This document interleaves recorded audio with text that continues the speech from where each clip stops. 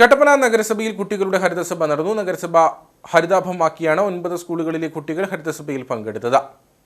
കയ്യിൽ കിട്ടുന്ന ഒരു മുട്ടായി കടലാസ് പോലും വലിച്ചെറിയരുത് എന്ന് നമ്മള് ചൊട്ടയിലെ ശീലം ചുടല വരെ എന്നാണ് കാരണവന്മാർ പറയുന്നത്. അപ്പൊ കുഞ്ഞുങ്ങളോട് എനിക്ക് പറയാനുള്ളത്, നിങ്ങളുടെ ഈ ഭാവിയുടെ തലമുറകളാണ്. അപ്പം നമ്മൾ നമ്മുടെ നാടിനെയും നഗരത്തെയും എങ്ങനെ കൊണ്ടുപോകണം, എങ്ങനെ കൊണ്ടുവരണം, ഏത് രീതിയിലാക്കണമെന്ന് വളർന്നു വരുന്ന മക്കളാണ് ചിന്തിക്കേണ്ടത്. Vice chairman advocate KJ Benny അധ്യക്ഷനായി.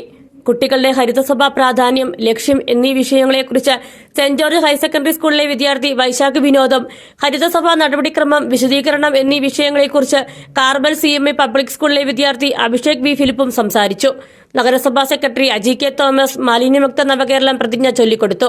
ആരോഗ്യ standing committee chairperson Leelamma baby, മറ്റ് നഗരസഭാ കൌൺസിലർമാർ, കുടുംബശ്രീ, നഗരസഭാ ജീവനക്കാർ, ഹരിതകർമ്മസേന അംഗങ്ങൾ തുടങ്ങിയവർ പങ്കെടുത്തു.